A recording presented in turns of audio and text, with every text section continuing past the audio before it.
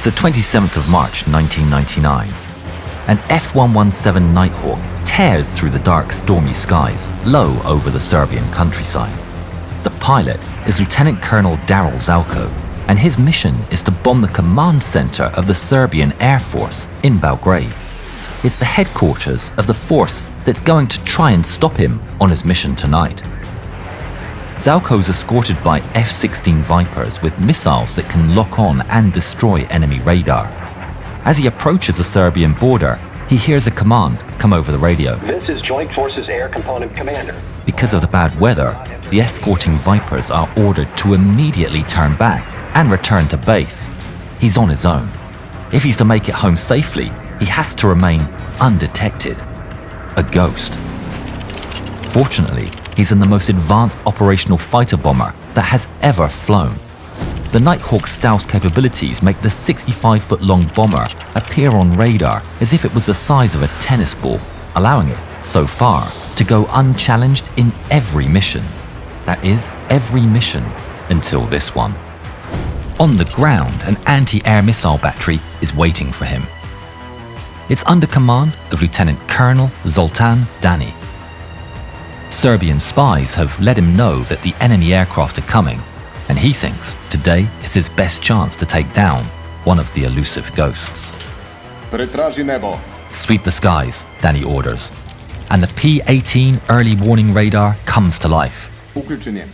They think at its lowest frequency it may be capable of detecting the enemy planes, Nema cilja. but it also detects clouds and rain, resulting in a screen covered in fake signals. Tražiš cilj.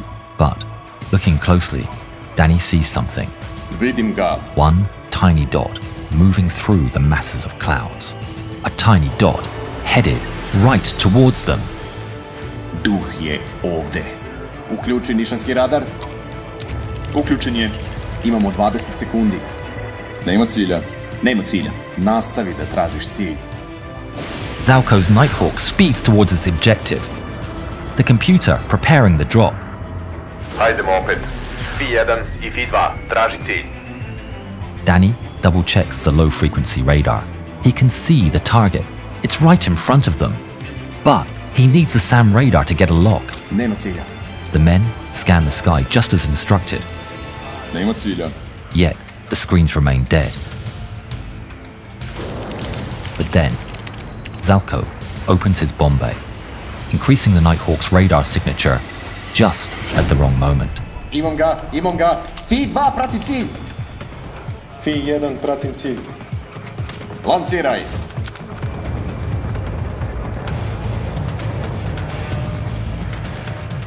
Two missiles fire off the launcher in quick succession.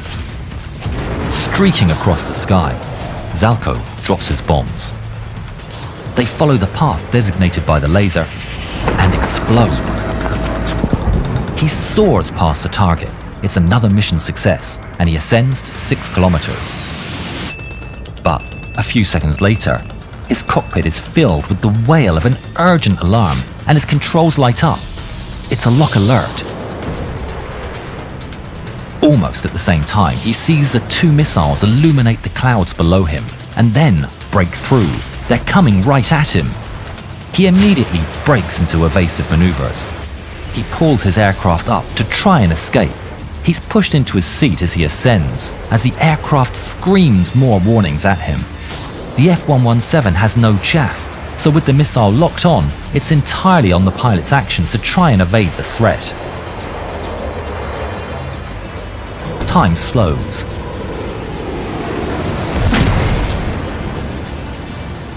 He knows it's over. They got me. These are proximity missiles and should detonate near the aircraft. Somehow the first missile malfunctions and races by his canopy. The second missile, though, doesn't malfunction. It explodes, sending out a cloud of sharp shrapnel that perforates the left wing of his Nighthawk. The entire left side is blasted to pieces, illuminating the night sky a fiery orange. The aircraft immediately loses control and is thrown into a wild spin. As the plane spins, Zelko is pinned to his seat and experiences severe G-forces. The spin increases in violence. Flashing warnings illuminate his controls, and a bright flame shines through the cockpit windows as the landscape spins around him. He knows he's in a critical situation.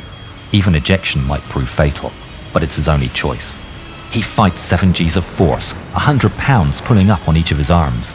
Fueled by adrenaline, he gets hold of the ejection handles and pulls. In the blink of an eye, the canopy is blasted away, and his seat rockets out of the cockpit. For 1.5, almost eternal seconds, Zelko free falls through the air, stuck to his chair. He's barely conscious, and he thinks that the seat's still inside the plane and that the ejection seat has malfunctioned. But then, he feels the tug of the opening parachute and sees his burning Nighthawk tumbling away into the night. The violence of the spinning wreck is replaced by a total calm. Zelko breathes heavily as he takes it all in. He's alive, but then another thought hits him. Man, Mom is not gonna be happy about this. He knows the enemy are going to be searching for him.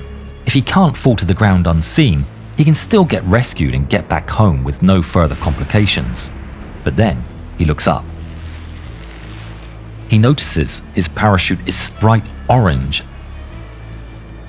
He might as well be waving a flare. With his hopes of going unseen dashed, he takes out his survival radio to report he's alive and well. Mayday, mayday, mayday, Vega 3-1, Vega 3-1 going down. To his massive relief, the mayday is heard. Vega 3-1, Magic copies your mayday. Last position? Vega 3-1, last position in aircraft. Point after target. Zelko sees a ditch from above. He doesn't get to say much more before hitting the ground. He's now alone, deep behind enemy lines. Zelko runs for the ditch he saw on the way down.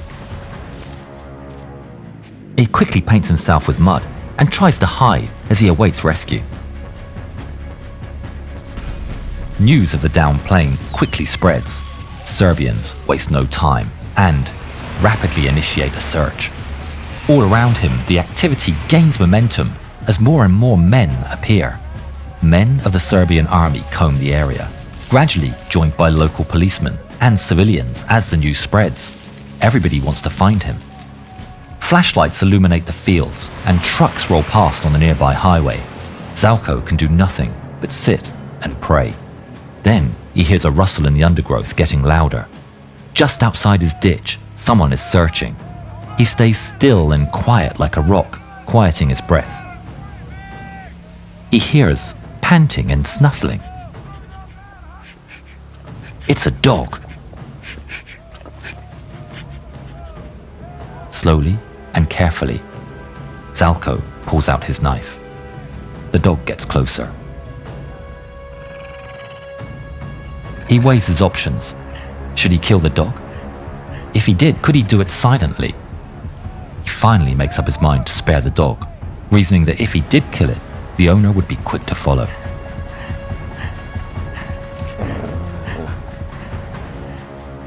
Then, to Zelko's massive relief, the dog turns, jumps up, and leaves. The radio crackles to life. Sandio 1, Vega 3-1, over. Zelko's eyes go wide. They're here. Go ahead, Sandio 1. Over. Vega 3-1, is it okay to come down there? Zelko doesn't respond. He peeks out of his hiding spot, searching the area for threats. Flashlights shine in the distance. Vega 3-1, if you don't answer, we're gonna try this later. He makes his decision. Yeah, okay. Let's go for it. Zelko turns on his infrared strobe. As a chopper races into the area, but the strobe fails and the helicopter can't see him. He curses his luck and desperately checks for threats.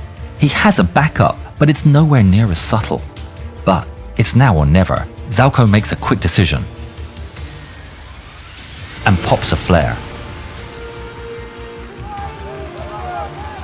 bright light spills all around him and illuminates the area, pointing out his position for the rescue helicopter and the enemy alike. There he is!